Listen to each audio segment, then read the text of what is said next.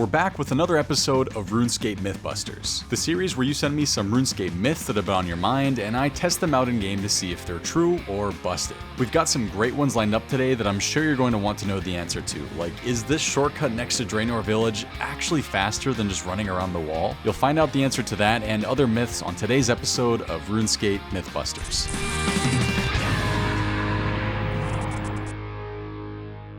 Up first, I got a message from a former Jagex moderator, Jagex Wolf, and he asked me if he could submit a myth to me secretly. His myth?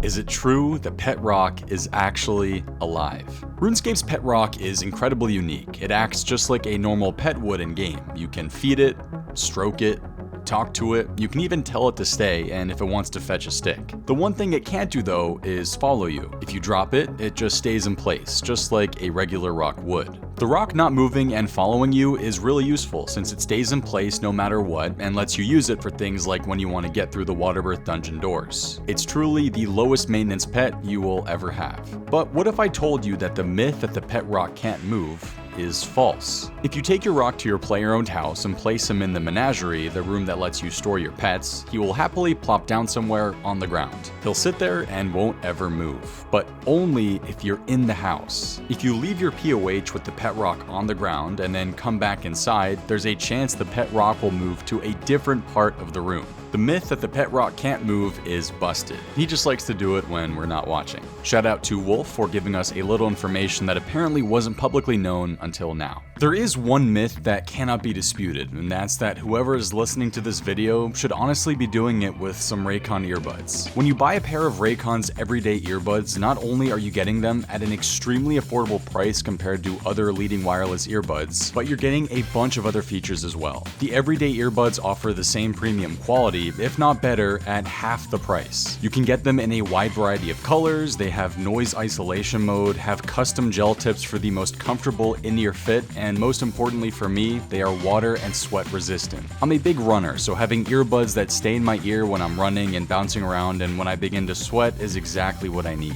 The earbuds are comfortable to wear for long periods and offer up to 8 hours of playtime. You also get a charging case and a cable that holds up to 32 hours of battery. With 50,000 5-star reviews, I think the masses have spoken. Raycon earbuds are the way to go. As usual, I've got a special offer for you all. Click the link in the description or go to buyraycon.com/SoupRS to get 15% off your next Raycon purchase. On the website, you can just see how many more features these earbuds have to offer. Something else that might not be known is if the Underwall tunnel shortcut between Draenor Village and Port Sarim is actually faster than just simply running around the wall. That's what Bodhi wants to know. If you're running from Draenor back to Port Sarim, is using the shortcut actually faster? The fact that a question like this can be asked about a shortcut might suggest that it's not the best shortcut in the first place. To use this shortcut, you need 42 agility and must have completed the medium tier of the Lumbridge and Draenor Diary. The reason why this is a valid question is because, well, the shortcut isn't that far away from where the wall ends, and it's an underwall animation, so your character spends time going into the hole, through the hole, and climbing out of the hole, and then there's a slight delay when you're finished with the shortcut. The question is all of this worth it to use the shortcut? One complaint I got in the last few mythbusting videos was that I shouldn't be using seconds when it comes to testing myths that involve time in-game. Instead, I should be using ticks, so that's exactly what I'll be doing today. RuneScape runs on a unit of time called ticks. Every tick is equal to 0.6 seconds, so in 1 minute of regular time, 100 ticks will have passed. This should help us measure these timed comparisons more equally. Server lag and world population do of course play a factor in sometimes missing a tick or a tick taking slightly longer than usual, but no one has access to a 0 ping or 0 lag server, so this is as good as it's going to get. RuneLite has a neat little feature that lets me display ticks on top of the report button, so we can get some exact results for these tests. Starting on this tile, I'll test how long it takes for my character to get to this tile in Port Sarim. For the first tests, I'll use the shortcut, and for the second tests, I'll just run around the wall. Every time I see the tick counter at the bottom hit 50, I'll immediately click on the shortcut. Clicking on the minimap or clicking on far objects will always path your character on the quickest route possible, so we'll have some very consistent tests. I'll also only be starting the tick count right when my character is on top of this tile in this position. That way, if there's any delay after I click due to server lag or some other outside lag factor, it won't really matter. Finally, we're also going to be using the true tile plugin. With this plugin, it shows you when your character actually arrives at a certain spot in the game. Whenever the tile disappears, that's when you're actually on the spot. So as soon as it's gone, that's when we'll stop the time. Okay, so let's break down the run.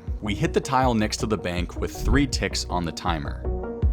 It then takes another 13 ticks to reach the shortcut and begin the animation of going under. We finish the shortcut at 75 ticks and begin the final run to Port Sarim and reach our final spot at exactly 82 ticks on the tick timer. So we started on tick 53 and ended on tick 82 for a total time of 29 ticks, approximately 17.4 seconds. On all of my test runs, the ticks matched up perfectly. Every single time I arrived on the tile at the exact moment the tick counter hit 82. So the final time to run from the bank to Port Sarim with the shortcut is 17.4 seconds. Now we do the exact same thing except testing the run around the wall. Starting with the tile next to the bank, it takes us 20 ticks to get past the wall and another 14 ticks to reach the tile in Port Sarim. So we reach the exact spot right as the tick counter hits 87. Once again, in all of my tests, the counter hit 87 each time. So this means that it takes us 34 ticks to get to this spot if we don't use the shortcut, about 20.4 seconds.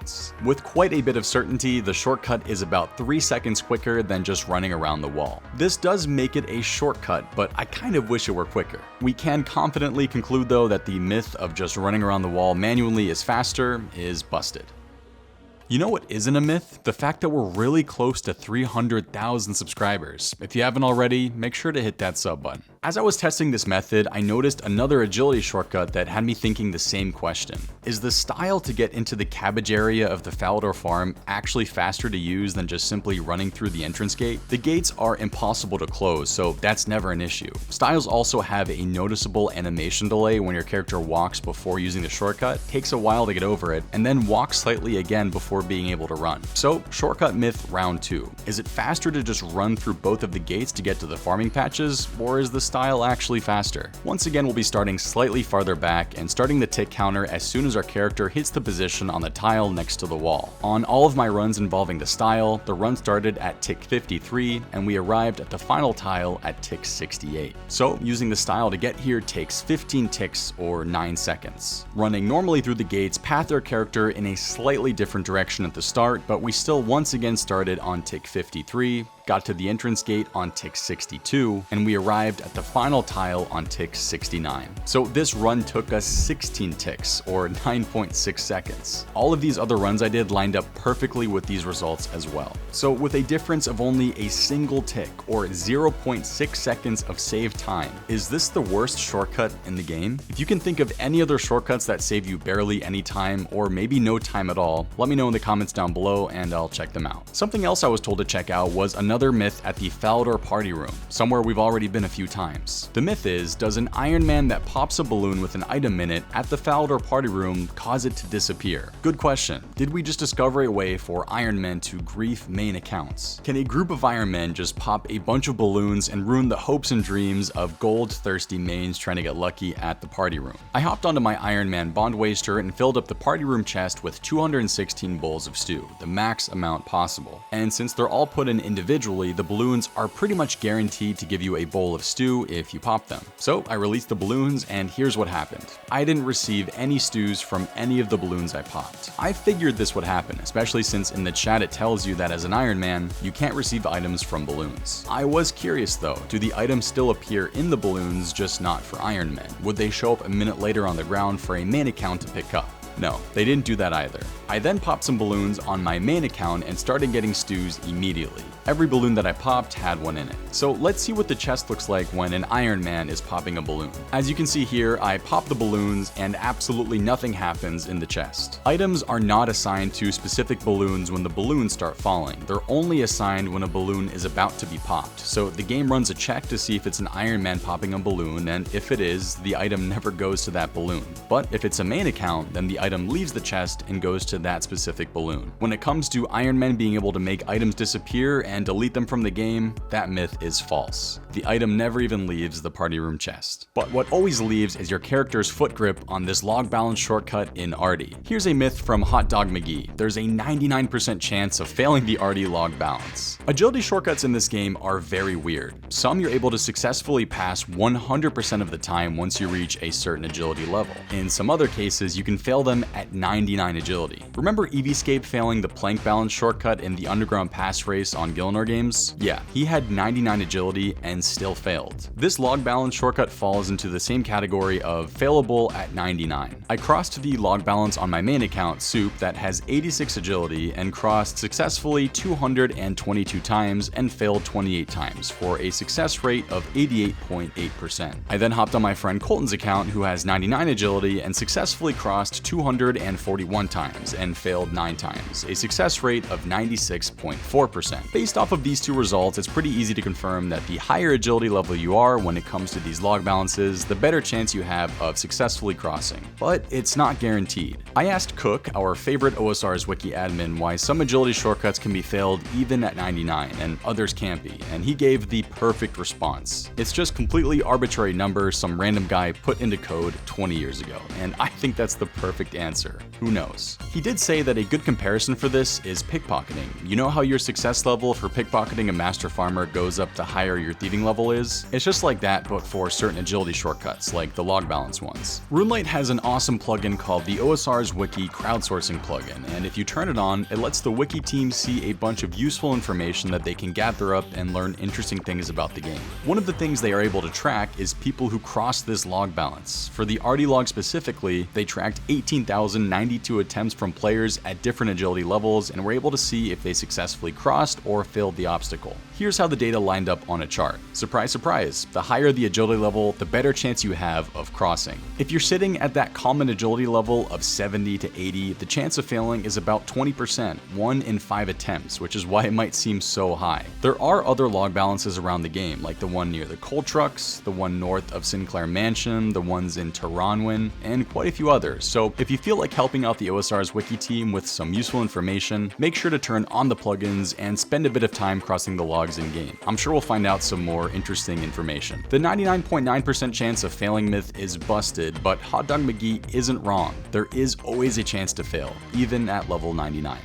Something you can't fail though is teleporting somewhere, as long as you have the required level or item to get there. Gromps has a myth that teleporting to an area like a city that has lots of things to load in takes longer than just teleporting into somewhere that isn't that big, like the Corp Beast Cave. The first part of this question is pretty easy to answer. I teleported to dozens of random locations in the game, from the jewelry box on my POH, the spellbooks using runes, regular jewelry, and teleport tabs, and the time it took to teleport to these places was a pretty consistent 4 ticks, or 2.4 seconds. I didn't see any difference on my end when it came to teleporting into an area with a large amount of objects and people compared to a smaller place with not a lot going on, like the Corp Cave, but every now and then you might be a tick slower than usual due to game or server lag, but nothing significant. The strength of your computer could matter as well, but I mean, come on, this game was running on Windows 98 and Windows XP. If you're struggling to run the game, it's probably because you have too many RuneLite plugins enabled. There is one significant difference though that I wanted to share. One thing in the game can teleport you somewhere in a single tick, less than a second, and that's the portal nexus in your POH. When you use it, there's no animation of you teleporting, so you arrive at the spot almost instantly. Check it out. Here's a teleport to the GE using the jewelry box, and here's a teleport with the portal nexus. 1 tick versus 4 ticks, almost a 2-second difference. So if there's a teleport that you can do on the portal nexus or the jewelry box, use the portal nexus instead. I'd say that the myth that it takes longer to teleport into an area because there's more things than the chunk and the jewelry box is faster is busted. Something that does actually take longer to load into the more chunks there are is your POH. If you have a 5x5 room layout as opposed to a 3x3, it will actually take longer to load in. So if you're wondering why it takes so long to load up your POH every time, maybe reduce the amount of rooms that are inside of it. But what about JFieldSen's myth of newly respawned trees having fewer logs than older ones? This is a neat myth and in theory makes sense. Trees that have been around longer should offer more logs, but RuneScape does not follow real life. We all know this. We've got a nice reply here from Phased, who correctly answers this question for us. Each time you receive a log from a tree, there's a 1 in 8 chance it falls down. The exception to this are single-use trees, like the level 1 normal trees you would find all around the game.